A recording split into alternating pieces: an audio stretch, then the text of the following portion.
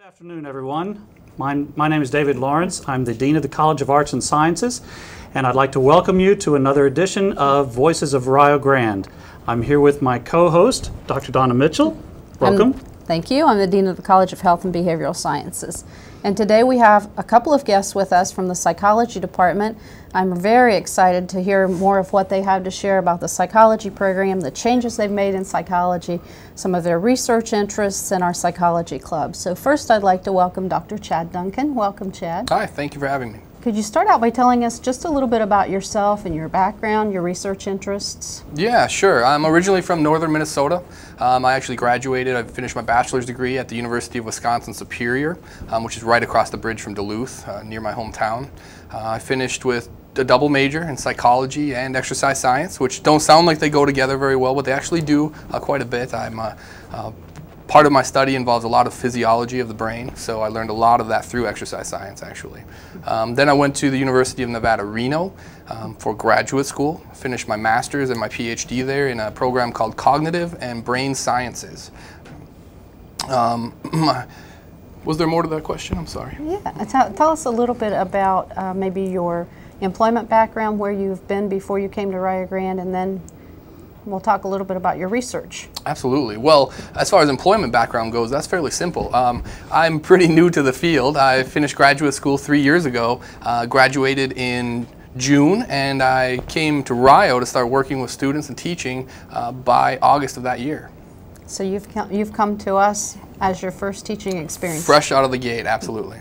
Absolutely. And it was important to end up at a smaller university for me, because I was a first-generation college student and a first-generation graduate student, and there was a lot of things I learned along the way that I felt I wasn't quite prepared for. And learning those things, I would really like to help students in that same position get ready to graduate college, handle college, graduate college, and maybe even go to graduate school if that's in the cards for them. Wonderful, thank you. I know you have some very interesting research projects that you've done and some studies that you've worked on. You've done some things with students. Research is one of my areas that I really love to talk about. So could you talk to us a little bit more about research? Yeah, well, my research, I research the brain, specifically visual processing in the back of the brain. I love color vision. When I was growing up in northern Minnesota, we had long winters, 9 months out of the year for the most part, and our winters were very cold and very gray. They were mostly cloud covered, and as the clouds would roll in and stay for 9 months, I found myself craving color a lot, which was weird to me. I never thought that that's something someone would crave. You know, I've heard of craving food and things like that, but I craved color. And, you know, I got a little depressed in the long winters, and I started to wonder why I have these cravings for color. So I started to look at the brain and research how color works in the brain. And that's really what led to my line of research now. So I use an EEG, or an electroencephalograph. I hook up sensors to people's scalps and record the underlying brain activity, the electrical activity that comes from the brain, as I show them different things, whether that be different colored patterns or different types of images. And then I record their brain responses and I analyze them. What I end up getting are a series of brain waves that I work with. And they can tell us a lot about how cells communicate while they're processing the visual experience, and how they really build our perception. Because there really is a lot more to perception than just taking a picture of the world around us. If we have an example, one of my favorite things about studying color vision and vision in general is that one of the first things I learned is that color is not a part of our real world. It's actually a property a property of our environment that's created by our brain as it interprets our surroundings. So here you're looking at a little demonstration. If you would, please look at the center dot, and we're going to do something called fixate on that dot. What that means is you're going to keep your eyes very still and not move them around at all. Don't look at the edge of your TV or the cat beside you or anything like that. Just look at that image in the center for about 30 seconds. And what I'm going to do after about 30 seconds, I'm going to flip to a white screen. But if you keep your eyes very still, you should see colors where there aren't any. So keep adapting for a few seconds. And in about 3, 2, 1, go ahead and switch to that white screen. Now if you kept your eyes very still, you should see colors there. And once you move your eyes around, you're going to realize there are no colors there. Your brain put those colors there. Now if students don't often believe me that color is a product of our of our interpretation of our surroundings rather than a part of our real world. And to them, I would ask, how were there colors on that white slide? You know, how did I put them there if colors are a part of the real world? Dr. Duncan, if I could, I was doing that. I was watching that dot, and when we changed to the white screen, all of a sudden the colors changed color. Does that have a bearing on does it change for different people, or do they all see the different colors? Color vision is a little bit different for everyone, but the illusion you're talking about, that after image where you see colors where there aren't any, that's pretty standard for most observers. Red and green usually flip, and blue and yellow usually switch places. And that's because of how the opponent process system within our visual system actually compares the different types of light coming into our eyes. That's fascinating. That's fascinating research. I think you've done some research with students too, or you've led some student projects, research projects. Could you talk to us a little bit about that? Yeah, we did a research project last year that was really fun. You know, we hadn't set up the EEG equipment quite yet. It's now set up and we're ready to run some new experiments. But back then, last year, I was working out in the fitness center one day, and I realized I sweat while I'm in there, and I have to take my glasses off while I work out sometimes so I don't get so full of sweat. And as I was working out without my glasses, I realized that I felt more tired. So I started to wonder if our brain was using visual feedback about the information coming in to kind of gauge how tired we were. In other words, did my blurry vision make me more tired, and did it change my performance? So we had, I got a few students from psychology, and we paired up with the exercise science program here and got a few of their personal trainers, and we ran some students through some treadmill tests, both with blur glasses on and without blur glasses on in a normal condition, to see you know, how their physical performance was actually affected and how they felt, if they felt any differently. What did you come up with? What did you determine? Well, I determined that our test was very hard. Students didn't like running on the treadmill quite that hard. So we're going to go at it a little bit differently. We didn't get much of a difference, but it was hard to recruit subjects after the word got out that our treadmill test was so difficult. So we're going to revamp that. We're going to come back this year with a little bit different experiment. And I can't say too much because I don't want to give too much away about it, but it's definitely down the line. And something a little bit more accessible for perhaps those who may not be in top physical condition. Exactly, something a little more accessible. And I understand that you also do a lot of work with your students, and that's one of your interests for both you and our next guest, who is the other professor of psychology, and that you have formed a psychology club. Yes. Can you talk a little bit about that? Absolutely. I can't take credit for forming it. It was here when I came in, but we only had a few members. And one of my first goals as I came in was to increase the number of students that were in the psychology club and really promote it. And the psychology club is really a tool for students. It's a tool to help them experience psychology instead of just coming to class and you know, traditionally learning about it. So through the psychology club, we do a lot of really fun things.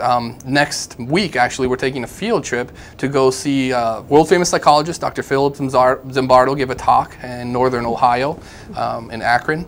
And we have a lot of stuff planned this year, and we also have done a lot of stuff in the past. On the screen here, you can see one of my students. We took a field trip to the Center for the History of Psychology up in Akron, Ohio, and a couple of years ago, and my student there is looking at, and it looks like he's trying to tease the Bobo doll inside the cage. The Bobo doll was used in a classic experiment to demonstrate how children perceive violence on television and whether or not it increases violence in their own behavior. This is another one of my students looking at the Milgram shock box generator, which is used in a classically infamous experiment in psychology, in which they had people really test to see how obedient they would be when they think they're actually harming another person. And it turns out about, I'm not going to quote numbers here, but it's a rather large percentage that would actually continue shocking a person if they believed that they were shocking him, simply because they were being told to. This is another one of my students trying on what's called a psychograph machine. This machine was built in the mid-1800s to measure the different bumps and protrusions on the surface of the skull. So basically check and see where your bumps are on your head. And the idea was that anywhere you had an expansion or a bump forming on your head, you were using that part of your brain underneath that part of the skull very much, almost like exercising a muscle, like a bicep. It gets bigger and bigger. As it got bigger, it would push out on the skull. And here this student is trying it on. So that psychograph, when it was in operation, would actually tell you, boy, all sorts of stuff about you and your future and what kind of aptitude you have for different skills and things. Here's a couple of my students presenting at the RISE event at the University of Rio Grande here last spring. It's the first time we had the event, and we're going to continue it every spring. It's an opportunity for students to show what kind of research they've been doing in and outside of class. So here are a couple of my students presenting their research. Now, last year, we took a field trip, the psychology club did, to the Southern Ohio Regional Correctional Facility, which is a maximum security prison. The reason we did that was because there's a psychologist that works there full-time with the inmates, addressing inmate psychological issues, which there are plenty of. He took us around for the entire day. He showed us the inside of this maximum security prison, which was amazing. The students loved it. We got to see the inmates, how they functioned, how the prison functioned. We learned all about what the psychologist did on a day-to-day basis, which is really the bread and butter of the psychology club, to see psychology in action and learn from it in that way. And it looks like you have some lighter events, although that looks like you're gathering supplies for something. Yeah, that was taken 2 years ago. We actually gathered a bunch of donations to send over to the Point Pleasant homeless shelter. Oh, Turns out that they had recently canceled giving away toothbrushes and different toiletries, so we raised a bunch of them and brought them over. Okay. I was interested in hearing you talk about your trip to the prison. We took a group of nursing students to the prison as well. Oh, okay. And that's a very interesting place to tour. When you walk through those gates, it's a little frightening. Yeah, it is. It is frightening. And it's a big place. It's amazing to see. But it's a great learning experience for the students. Well, we haven't talked too much about the psychology program here at the University of Rio Grande and Rio Grande Community College, and you've done some great things with that program, made some wonderful changes. Could you talk to us a little bit about the program and some of the changes you've made? Yeah, absolutely. In the last 3 years since I've been here, we've pretty much rebuilt the psychology program from the ground up. We wanted to give the program itself and the classes a focus on the research and the science behind psychology. You know, all too often I run into people, when I tell them I'm a psychologist, they say things like, oh, are you analyzing me right now? And what the message I really want to get across is that there's a lot more to psychology than counseling and therapy. Although it's a very important part, it's actually only a small part of psychology. There are many fields or subfields within psychology that are very interesting, and the more I let students know about them, my hope is the more students will pursue them, and once they know what their options are. What are some of the different areas that psychology students can go into? Oh boy, we've had some of ours go into all sorts of areas, from art therapy to school counseling to marriage and family counseling, visual perception like myself. I've turned some to the dark side, to cognitive perception. Cognitive psychology itself studies things like learning and decision making. Social psychology is also a very popular area, which I'll let my colleagues speak about when it's his turn here.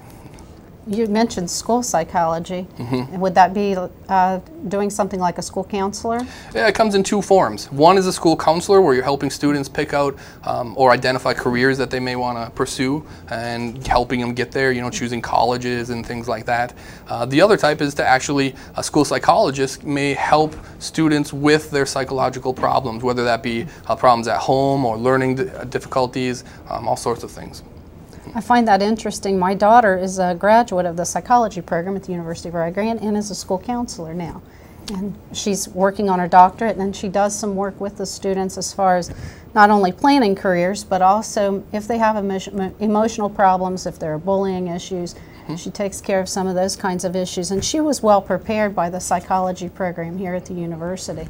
Great. That's great. I also had a student graduate last year who is going to graduate school right now to be a school psychologist, so it's definitely a popular area. What are some of the areas of interest some of your students have that might want to do some research along with you, or Dr. Rogers, who we'll speak to in just a few minutes? Mm-hmm. Oh boy, any type of psychology or psychological measure where we're recording some type of physiology from the body, whether that's electrical conductance from the skin, brain waves, all muscle tension, all sorts of stuff that relates to emotional processing, visual processing, decision making, anything along those lines I can help them out with in our lab. We can hook subjects up and actually see what they're thinking by how their body is responding. When you mentioned the lab, would you talk just a little bit about our new psychology lab? We have a renovated building, and you have a laboratory here in the building. Yeah, absolutely. We just got a brand new psychology and social work laboratory with some brand new, really fun equipment in it. I purchased an EEG system with about 12 other physiological measures. So we can hook a subject up and do all of that stuff I've been talking about right next door here, which is really exciting because this equipment is hard to come by, and we're really lucky to have something like that that'll give the students a hands-on experience. We're slowly working that equipment into classes, but for now we like to get students in to work with me in the laboratory to actually work on experiments outside of class. It's fascinating. That's really great that the students have that opportunity. Dr. Duncan, we appreciate your time today talking with us, and we appreciate what you've brought to Rio Grande and to our students.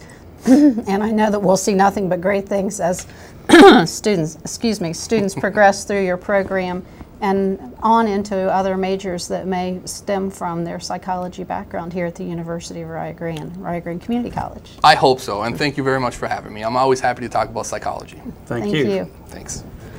That's really exciting, some of the things that are going on in psychology. One of the things that I really appreciate was when he showed the slide of his students collecting various things that they were going to be giving away. One of the things that our students are learning at Rio Grande is that the world is a big place, and they need to have, as just being good citizens, they need to have the idea of sharing what they get, both in and outside of the classroom. And that's one of the things that I appreciate about programs that make that one of their focus areas.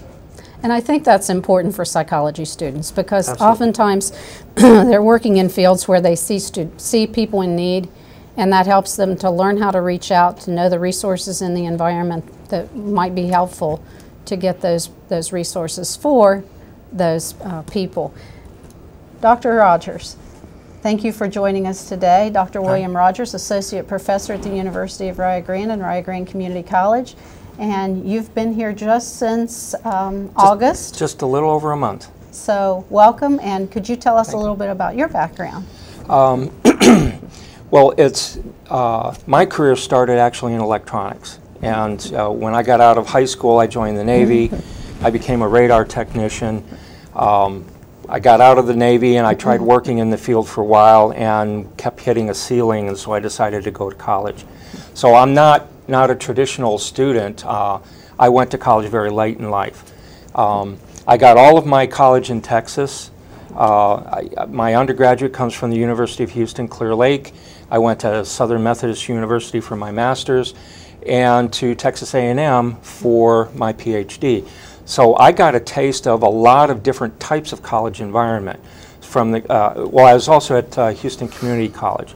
So I got the community college experience, I got the small college experience, I got the SMU is kind of one of the elite colleges in Texas, and then I got the big mega university experience. So I bring to the table a lot of experiences from these different types of environments. And it's good that you've got that Texas background. I can speak very strongly about Texas because, as you can tell by my really strong accent, I was born in Texas and grew up in Texas and actually got my undergraduate degree at a school in Texas. So that's good to hear that you're representing that state very well. Okay. So after graduating, I had a few visiting positions, which is typical for most people when they start their careers. You get a couple of visiting positions. Then I had an opportunity to build a psychology program from scratch up in New Hampshire, and you can't pass that up career-wise. So I went up there, I authored the program up there, we got it up and we got it running, and 10 years later, unfortunately, the school is going to be shutting down. So that was an opportunity for me to move on to something else.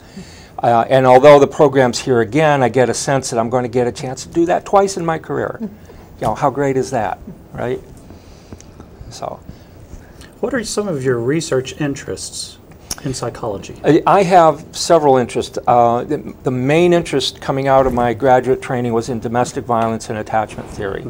And I bit off way more than I could chew with that program. It was so much to read about, two huge fields I was trying to bring together. And